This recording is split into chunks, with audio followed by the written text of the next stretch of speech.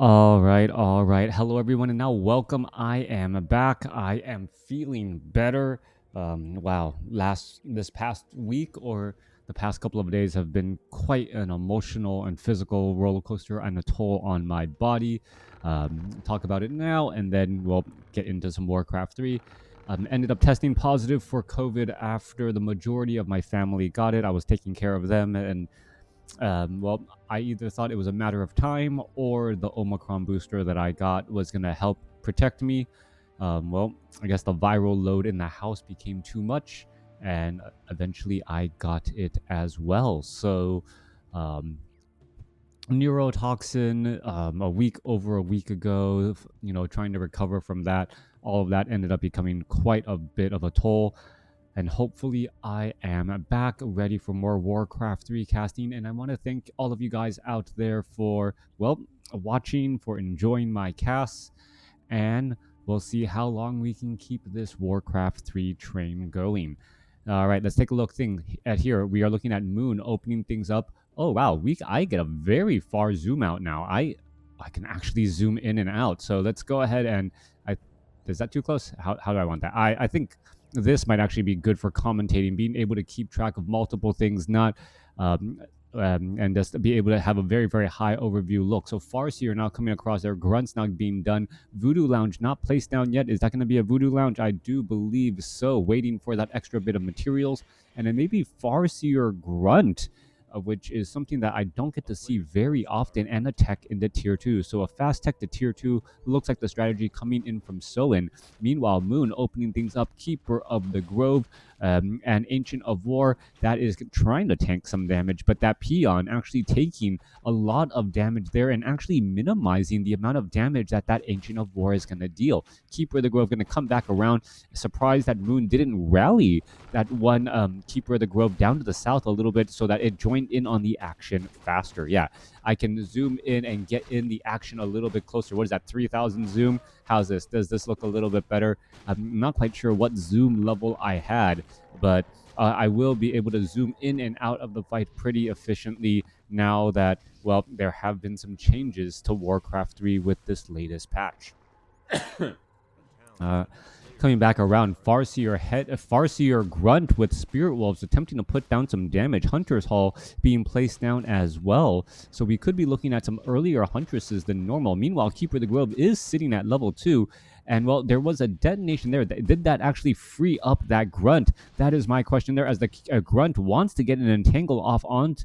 or the Keeper of the Grove wants to get an entangle off onto that Grunt to finish it off. And that may be actually enough to finish it off there, taking down that Grunt. That is going to be a bit of experience to gain, but it is denied right there. Farseer of Solin able to deny that, I believe, 42 or 60 experience on a Grunt there, as the units now look to retreat back. Coming back through, though, Great Hall is nearly halfway there. Meanwhile, Keeper of the Grove has that level advantage, as we're still looking at the Farseer of Solin trying to keep that pressure on. Little bit of damage coming back across here. Archers, Keeper of the Grove, still, with a little bit of an entangle. And Farseer didn't get a bit of EXP of that. No, there's been a lot of detonations as well, and no real kills. The Keeper of the Grove, however, could be able to get that final shot off there. Yes, does get a little bit of bonus experience off on that Spirit Wolf, which was trying to be microed, as a new round of Spirit Wolves once more summoned. All right, those Spirit Wolves don't really seem to be doing much of anything, as Huntresses would now be joining in on the battle. Keeper of the Grove using those treants to make sure to clear out some more creep camps, as well as Soin's strategy of harassment may be coming to an end here. He cannot continue to try and harass, especially so close to his opponent's base, without getting more units of his own. We're going to be looking at the Keeper of the Grove picking up some more useful items there, picking up those Gauntlets of Ogre Strength +3, and now, looking to defend his base once more. Treants now looking to retreat back. There's some Spirit Wolves low on hit points. Farseer could try to go after those Treants. Not quite sure why it isn't doing that. Going to go after one shot there. Finally on the board with experience now. 20 experience there, as it is still looking to do a bit more fighting. Another Spirit Wolf, nope, not going to get resummoned up once more. And the Keeper of the Grove, halfway to level 3, able to push back against all of this harassment. back in the base of Soin. That fast tech to tier 2 finally starting to pay off as the Shadow Hunter, Spirit Lodge, and Bestiary gonna get trained up. Also, the Keeper of the Farseer is purposely leaving back all of those grunts back at home. And by leaving those grunts back at home, the counter push could look a bit stronger. Also, we could be looking at the Shadow Hunter trying to do some creeping as soon as it is out with a couple of grunts of his own. But this could potentially become a problem as the Farseer now needs to come back down and perhaps try and chase away this Keeper of the Grove here. All right, we are looking at the Spirit Lodge about, 2/3 of the way done. Shaman will need to be trained up quickly as we need to see Purge to try and break free not only from those entangles, but also deal some damage with, deal some damage against those treants.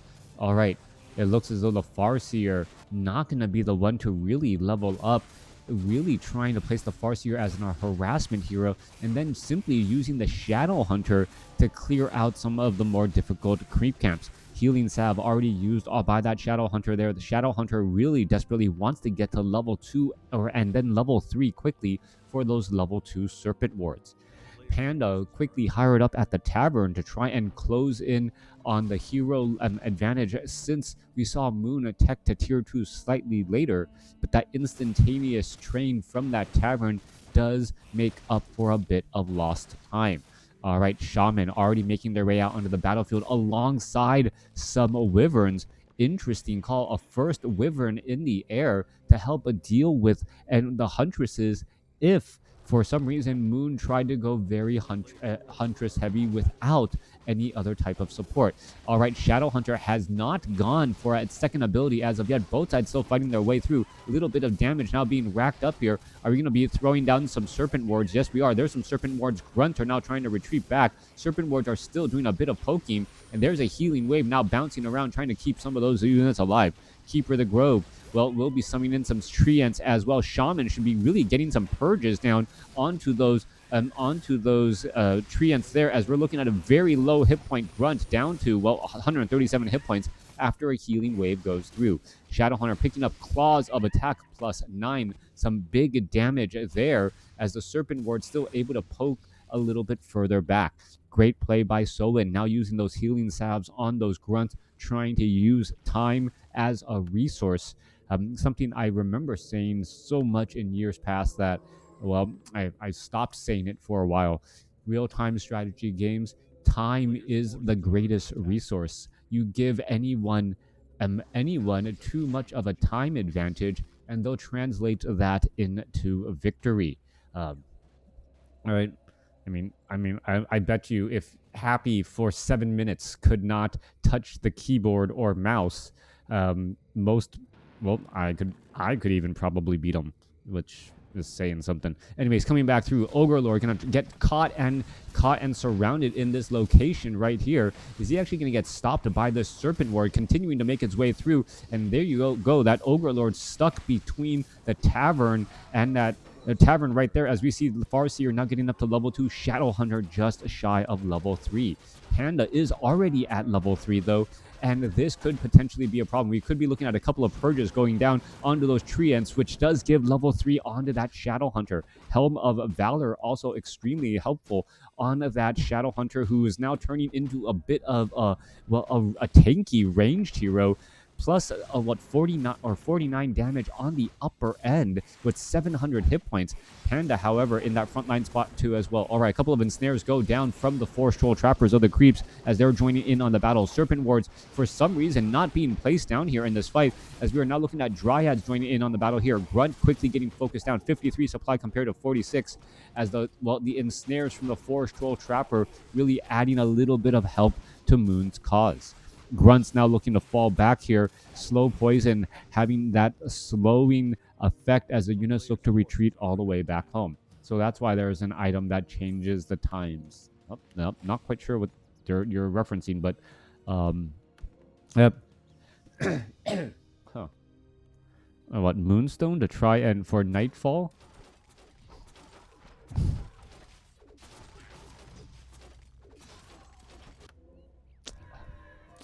Anyways, coming back through. Moonstone, yeah. Shadow Hunter, Farseer. Maybe I missed part of the conversation. It ticked away. Yeah. All right, Wind Riders. Raiders going to try and engage here. 46 supply compared to 55. Moon actually staying in a low upkeep for a little bit of time. Now backing out of it and now starting to build a bit of a bank.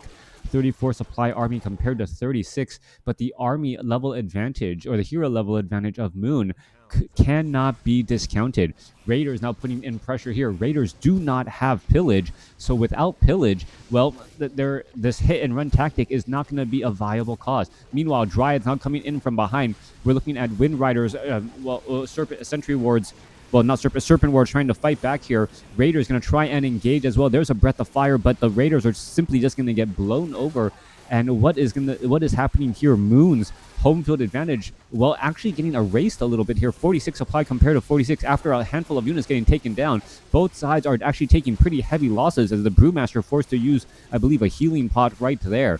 All right, continuing the fight back away through. We're going to get some damage onto a Grunt getting blown over as well. But there are multiple Serpent Wards continuing to just poke damage more and more as the Brewmaster is in a little bit of trouble, but looking to really try and finish off this Raider here. Raider trying to come double back around. Is he going to be able to break free as we see a last minute or last second denial there once more? Both sides still fighting their way through. Staff of Preservation for the save on the Panda, as we're still looking at multiple Serpent Wards still poking their way around. Brewmaster getting able to heal back up. Chain Lightning finishes off the Keeper of the Grove, though, but doesn't find its way back to the Brewmaster as another target. Dryads are really starting to, take its toll as we're looking at the Shadow Hunter still low on mana, trying to use those Serpent Wards to continue to poke apart many of these units. All right, the Shadow Hunter could perhaps try and get those last couple of hits off. Yes, does get some hits off as well, as we're still looking at the Shadow Hunter who has sold a lot of his items here as the Raider now trying to escape back.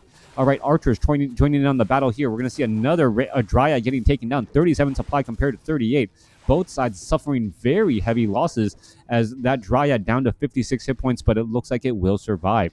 All right, Farseer could try and double back around. Is going to find that Dryad. Yes, it does, but the Dryad drinking from the Moonwells while that little orb attack from the Farseer was on its way. Continuing to fight its way through. All right, trying to push its pressure down. There goes another Dryad. There's Wisp now trying to make its way over to get massive repairs underway onto this Altar of Elders.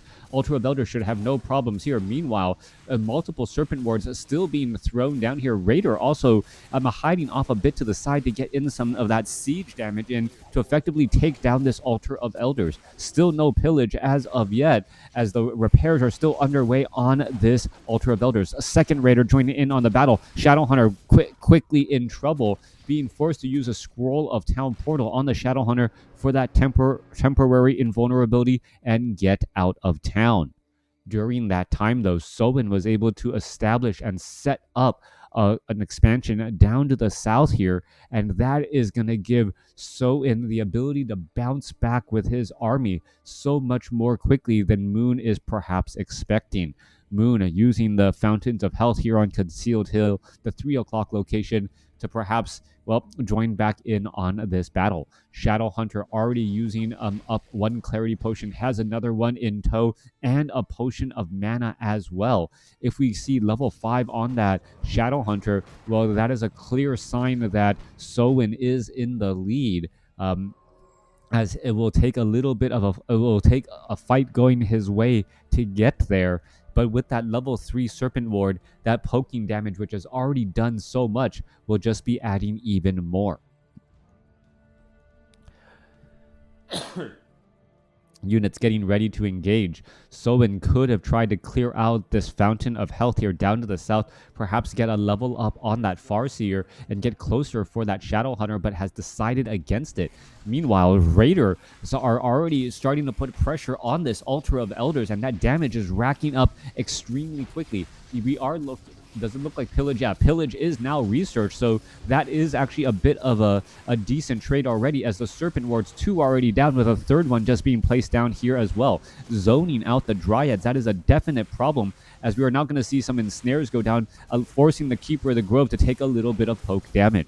Brewmaster continuing to fight his way back. There goes an ensnare. Breath of Fire across all of those frontline units. Healing Wave coming back across. Chain Lightning now trying to bounce around. And Soin looks like he could be coming out ahead in this battle using the Scroll of Healing to heal back up as well.